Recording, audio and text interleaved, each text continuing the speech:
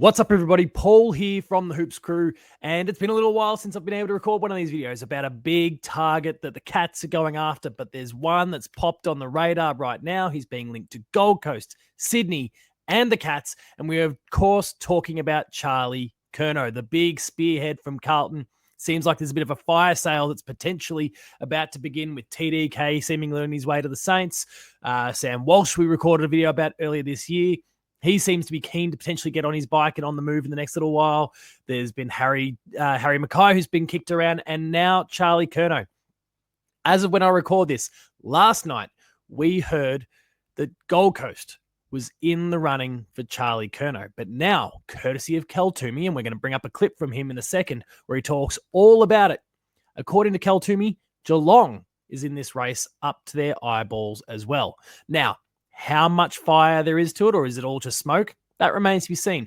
Even if there's something to it, how does the transaction get done? We'll talk all about that shortly. But first, let's get into the clip here.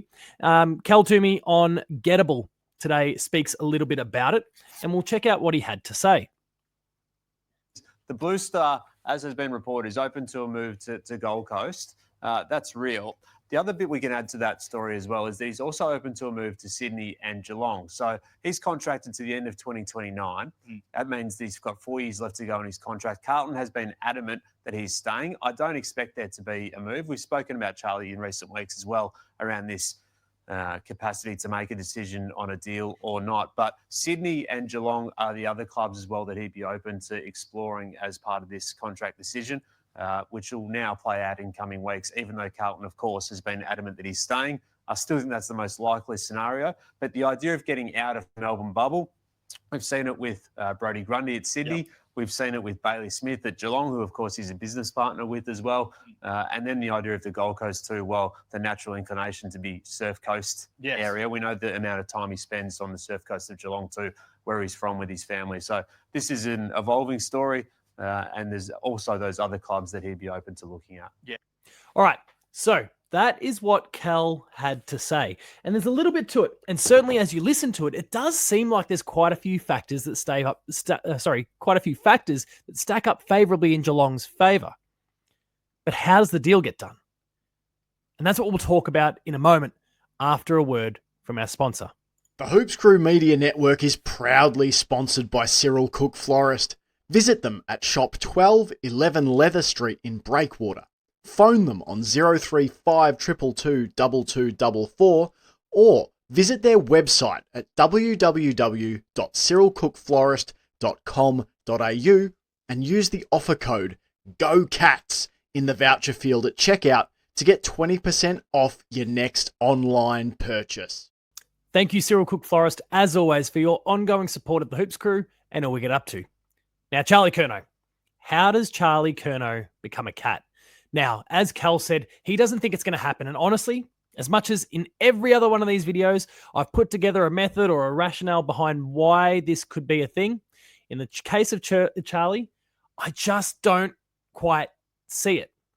And it's because Charlie Curnow, as Kel talked about, as the graphic projected, and I'll even blow it back up on screen here, he is staying. He's signed until the end of 2029, and there will be big dollars attached to this. It was an 8-year deal that he signed in 2022. It's going to be very, very hard to move him. And the trick that then creates is that to be able to make a move, set the money aside, because we've gone through these reports and there's been the conversation about Geelong having this gigantic war chest, and we're able to make moves on at least, maybe 2 big players over the course of the next couple of years. That all sounds good at face value. But the reality is it's not just a financial thing in this scenario. We've also got to be able to provide Carlton with something that they're going to be happy with. And when a lot of the other transactions we've spoken about, I've been able to say, we could offer this pick and we could do this, and there could be exchanges of firsts or multiple years of firsts. It's either going to have to be like 3 firsts across multiple years, or there's going to have to be players involved as well. And that makes things really, really difficult for the Cats to work with, because I went through the list earlier today, the Geelong list, and we're in this really fascinating window of time where we've got some experienced blokes. Now, we're not the dad's army that we were in 2022 or granddad's army that we were in 2022. That's certainly a mantle that's been handed on to the Pies now. But we've still got, like, our top end. We've got lots that are in that 32, 33, 34 window. And then we've got, some wonderful green shoots. We've got the likes of Max Holmes and Bailey Smith, who are still very young. We've then got your Connor O'Sullivans that are even younger. Your Ollie Dempsey's even younger. And then a great fleet that are coming through the seconds, who, if you go check out what Jake has to say in the twos, that's available on Patreon, but also there's breakouts most weeks from the show there. You'll come to quickly learn, if you've been studying the Geelong VFL system, that we've got some amazing young talent coming through.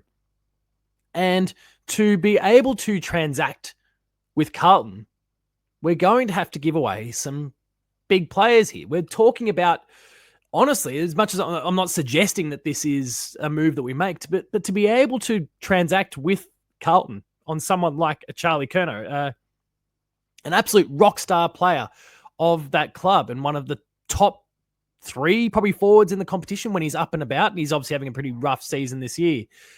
But to be able to transact like that, you've got to be able to provide probably a player who is of equal standing.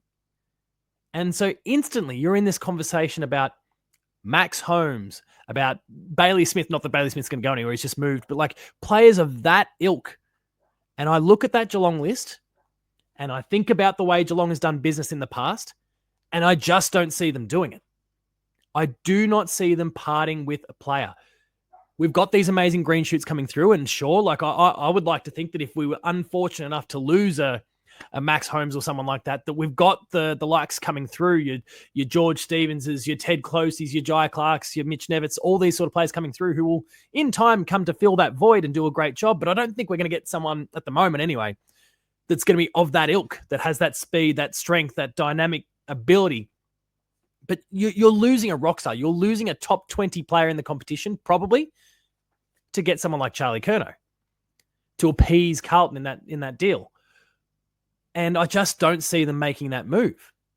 Then I question, is that really what Geelong... Like, he's obviously, apparently, supposedly, interested in joining the Cats in some capacity, but is the club interested in getting Charlie Curnow?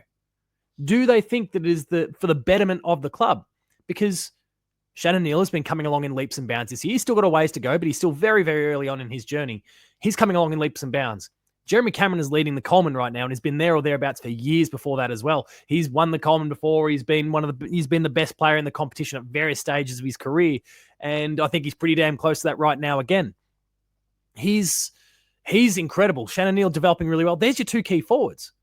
Now, I do look at the competition. I look at those in the top 8 at the moment. I'm starting to see this trend that Adelaide's really kicked off, but we're seeing it in the likes of GWS and a whole range of other clubs where they're starting to really lean into 3 tall forwards, with one of them being, at least pretty mobile, a bit more, playing like a mid or a small. Jeremy Cameron would probably be that for us, the way he can kind of get around the ground.